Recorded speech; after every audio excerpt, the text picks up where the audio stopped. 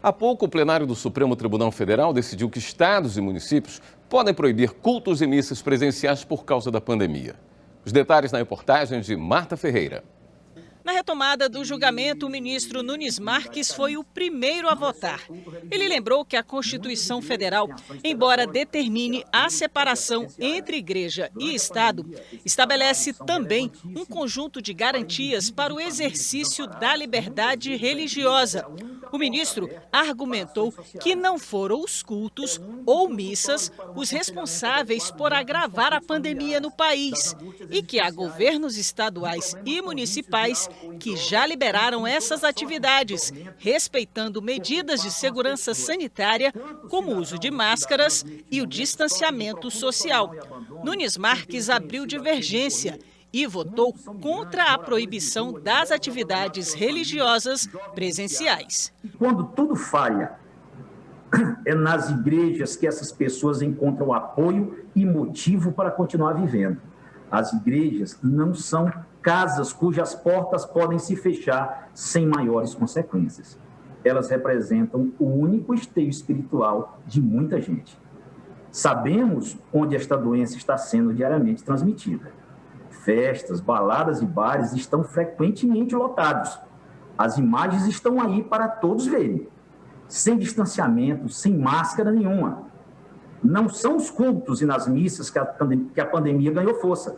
Digo isso sem considerar, de nenhuma forma, o risco de transmissão.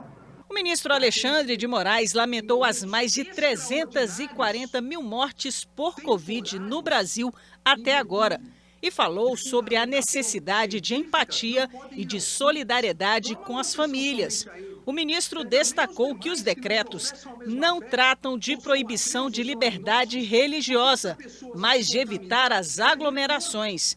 Alexandre de Moraes acompanhou integralmente o voto do relator, ministro Gilmar Mendes, contrário à liberação das atividades religiosas coletivas e presenciais. A dupla função da liberdade religiosa é proteger todas as fés, as crenças e cultos, mas também afastar o Estado laico de ter que tomar suas decisões, principalmente decisões fundamentais para a sobrevivência dos seus cidadãos, com base em dogmas religiosos. O Estado não se mete na fé, a fé não se mete no Estado. O ministro Edson Fachin afirmou que a medida busca simplesmente evitar aglomerações no momento mais grave da pandemia. Segundo ele, não há inconstitucionalidade.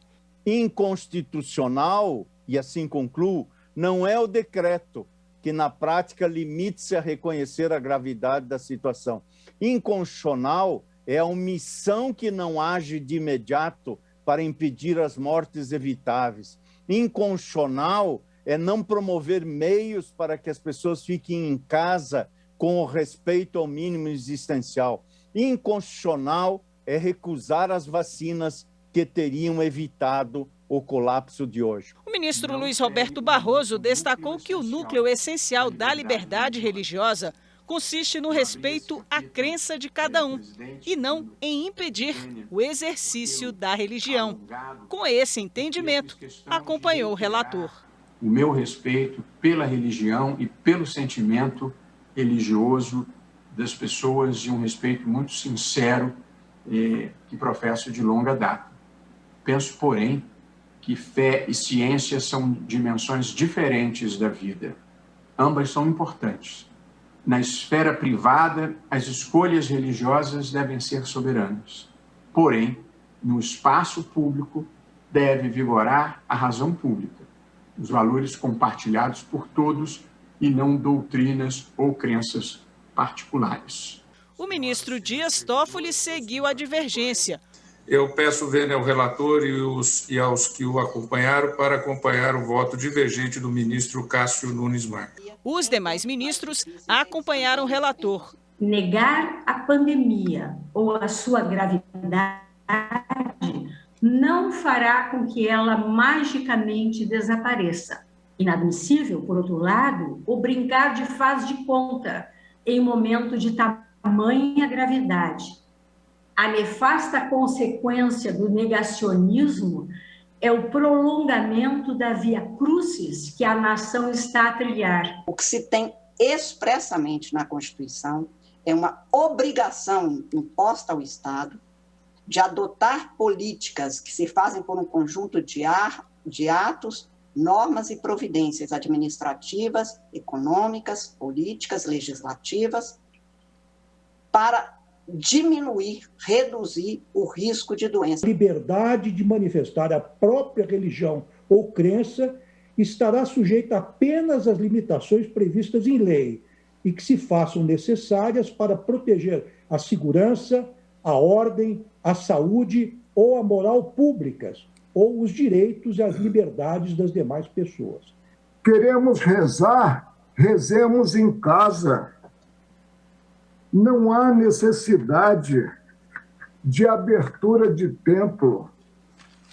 Ante esse contexto, por maioria, o plenário manteve a proibição de atividades religiosas presenciais, reafirmando a possibilidade de os governantes locais determinarem a abertura ou fechamento de cultos e missas. Nessas 24 horas, faleceram 4.249 seres humanos brasileiros, batendo recorde desde o início da pandemia. Então, é muito importante que tenhamos a visão da realidade, porque, como bem se destacou aqui, fazendo referência a minhas reiteradas intervenções, ministro João Alberto Barroso, de que nós não temos expertise para decidir uma causa relativa à saúde pública e à pandemia, porque não temos formação para isso.